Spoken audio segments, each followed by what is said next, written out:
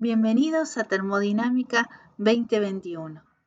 Hoy vamos a ver los coeficientes termoelásticos, beta y kappa, y por qué las derivadas parciales son importantes para termodinámica. ¿Se puede predecir el cambio de volumen de una sustancia pura cuando cambia la temperatura o la presión?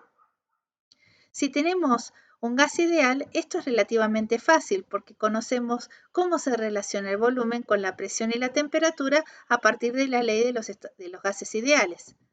Pero para cualquier otra sustancia de estado de agregación, sólido, líquido, vapor o gas real, se deben obtener datos experimentales. Muchas veces no es tan fácil obtenerlos o también es muy laborioso, entonces uno evita realizar tantos experimentos y podría pensar, por ejemplo, el volumen como función de la temperatura y la presión. Por lo tanto, el cambio de volumen va a ser una derivada parcial del volumen con respecto a la temperatura a presión constante y con un diferencial de temperatura más la derivada parcial del volumen con respecto a la presión a temperatura constante diferencial de P. Si nosotros graficáramos, por ejemplo, para el agua líquida, el volumen en función de la presión, nos quedan definidas ciertas isotermas. En cada una de, si yo me parara en cada una de ellas, trabajaría de forma isotérmica.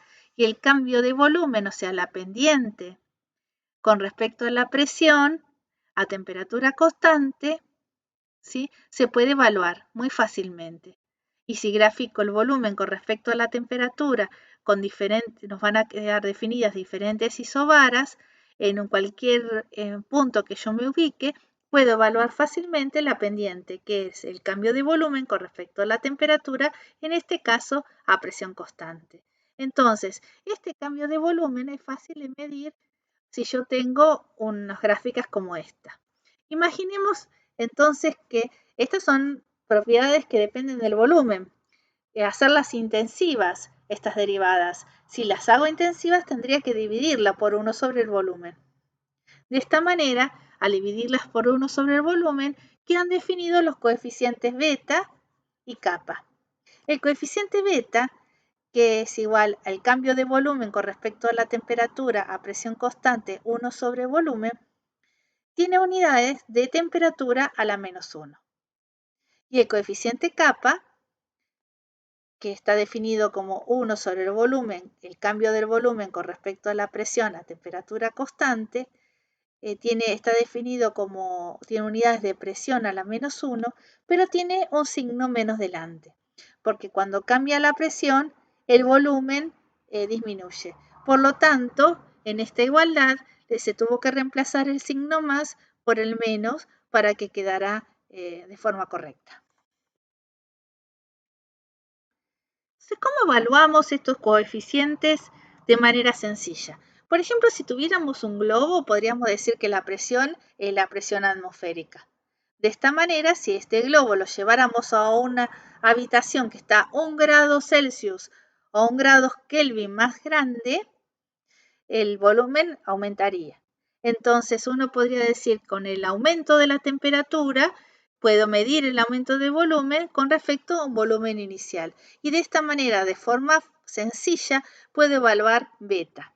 Otra forma de hacer un experimento para evaluar beta es encerrar una sustancia en un cilindro pistón. De esta manera, si está encerrada en un cilindro pistón, la presión se va a mantener constante. Y si aumenta 1 grado Celsius o 1 grado Kelvin la temperatura, el volumen aumentará. Y aquella sustancia que aumente más el volumen va a tener un beta más grande, por supuesto. Podría también plantear cómo calcular en un experimento el kappa. De esta manera tendríamos un sistema como este, donde tengo una presión y de forma isotérmica aumento, por ejemplo, la presión, entonces el volumen disminuye y decimos cómo cambió la presión con respecto al cambio de volumen, en este caso a temperatura constante. Y por supuesto tendríamos que evaluar el volumen inicial. De esta manera, de forma aproximada, podríamos medir K para un determinado experimento.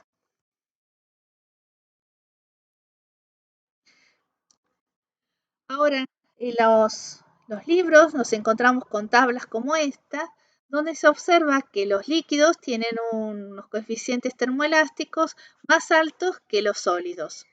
Por otro lado, también podemos observar que estos coeficientes son dependientes de la temperatura. En este caso, a 20 grados, en este libro que es el de Morán y Shapiro, podemos leer que es 206,6 por 10 a la menos 6 Kelvin a la menos 1. Y el coeficiente kappa es 45,90 por 10 a la menos 6 bares a la menos 1. De la misma manera, en este líquido, en esta tabla de Castellan, encontramos los mismos, unos valores muy similares, pero están expresados de diferente forma, porque cuando lo leemos decimos que es 2,07 por 10 a la menos 4 Kelvin a la menos 1. Y en este caso es 45,3 por 10 a la menos 6 atmósferas a la menos 1. Son diferentes maneras de expresar las potencias. Habíamos quedado que queríamos definir a beta y kappa como propiedades que fuesen intensivas y positivas. Sin embargo, en el libro de Morán y Shapiro nos muestra que a 0 grado el coeficiente beta es negativo. Y eso sucede porque el agua tiene una característica que entre 0 y 4 grados el volumen específico disminuye con el aumento de la temperatura.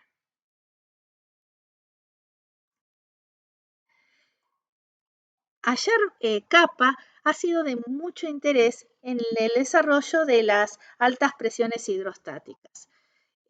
Esta tecnología nos permite eliminar microorganismos patógenos vegetativos como Listeria monocytogenes y Salmonella, reducir microorganismos alteradores e inactivar ciertas enzimas con efecto mínimo sobre los atributos sensoriales y las propiedades nutricionales de los alimentos.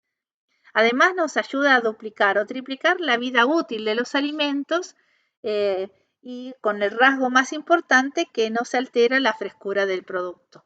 También nos permite desarrollar nuevos productos y optimizar algunos procesos que ya estaban en la industria, por ejemplo, el marinado y el tiernizado de las carnes o la maduración de los quesos. Las presiones que se tienen que aplicar son muy altas, son de 100 a 900 megapascales en muy poco tiempo. Y fíjense, para comparar, la presión atmosférica es de 0,1 megapascales, así que es muy, muy alta. Pero las temperaturas son las temperaturas cercanas al ambiente o las de refrigeración. Esta tecnología se utiliza con productos cárneos, feteados o productos que ya están previamente envasados. Pero lo que quería que les quede como una novedad, nosotros no solamente evaluamos los coeficientes termoelásticos en sustancias puras, sino también a partir de estas nuevas tecnologías se evalúan, por ejemplo, en una pasta de tomate o en un aceite de oliva. Veamos un ejemplo de cálculo con estos coeficientes. Aquí tenemos agua pura que se encuentra a 20 grados y una atmósfera y tiene un coeficiente de expansión volumétrico de 2,1 por 10 a la menos 4 Kelvin a la menos 1 y de compresibilidad isotérmico de 45,9 por 10 a la menos 6 atmósferas a la menos 1 y conocemos su volumen específico. Lo primero que nos preguntan es que hallemos una relación del cambio de presión y cambio de temperatura a volumen constante. Y luego que hallemos la presión generada cuando el agua se calienta a volumen constante desde 20 grados y una atmósfera hasta 30 grados y una atmósfera. Entonces a mí me pareció que era interesante escribir ahora, como vamos a hallar cómo cambia la presión en función de la temperatura y el volumen. De esta manera el cambio de presión con respecto a la temperatura, volumen constante diferencial de T, más el cambio de presión con respecto al volumen a temperatura constante diferencial de B. Si el volumen es constante, podemos eliminar este término, quedando diferencial de la presión igual al cambio de presión con respecto a la temperatura a volumen constante diferencial de T. Sencillamente, esta derivada parcial es igual a diferencial de P sobre T, que es igual al cambio de presión o delta P sobre delta T. Bueno, habíamos escrito que beta y que kappa eran aproximadamente 1 sobre B sub 0 delta B sobre delta T y 1 sobre B sub 0 delta B sobre delta P. Por lo tanto, si dividimos ambas expresiones, nos van a quedar que esta derivada parcial es aproximadamente beta sobre kappa. Y aquí tenemos una buena forma de poder evaluar un cambio de presión con respecto a la temperatura si el volumen se mantiene constante. De esta manera, entonces, para el caso particular del agua, teníamos los datos a 20 grados que correspondían a estos valores, se reemplaza, se integra, esto es una ecuación diferencial de primer orden de una resolución extremadamente sencilla, y la presión que nos queda definida es 46 atmósferas. Eso me llamó mucho la reflexión, porque si bien los coeficientes beta y kappa son dependientes de la temperatura y los que estaban en el enunciado eran los que los de valores a 20 grados, pero a 30 son diferentes.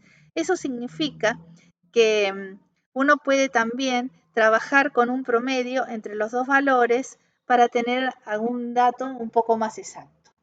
Pero, ¿por qué entonces las latas tienen estos fuelles para las latas cuando se expande con la temperatura de pasteurización o esterilización, el volumen tiene que aumentar para que justamente no se rompan las latas? Veamos entonces en las tablas qué pasa cuando cambiamos a volumen específico constante y en las propiedades del agua, que está a una atmósfera y 20 grados, pasamos a 30 grados de temperatura, pero con volumen específico constante. Podemos ver que inicialmente el volumen específico, que era un dato, puede cambiar cuando la presión ya alcanza los 20 bares. Si la temperatura es 30 grados, a los 20 bares ya cambia el volumen específico a ese valor. Pero continúa con ese mismo valor hasta 30 grados hasta que la presión alcanza los 41 bares. O sea que en la tabla podemos decir que la presión que alcanzará cuando un recipiente es totalmente cerrado de agua en estado líquido que se encuentra a 20 grados y que aumente a 30 grados, va a pasar va a estar entre 20 y 41 bares, que es un resultado bastante razonable con respecto al que hallamos con los datos que teníamos de tabla.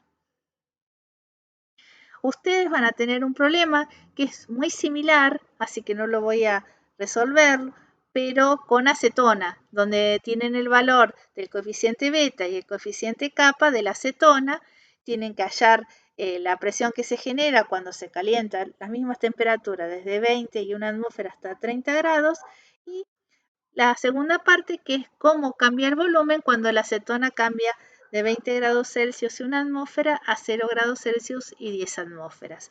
Y esta parte, que es la B, es la que me voy a detener y que les voy a ayudar a resolver. Entonces teníamos una ecuación, que era esta, que es la que nos definía los cambios de volumen con respecto a la temperatura y la presión. Lo vamos a hacer en dos pasos. Al principio teníamos la acetona a una atmósfera de 20 grados y vamos a decir, bueno, algo tenemos que mantener constante. Podemos elegir temperatura o presión. Bueno, acá se eligió presión.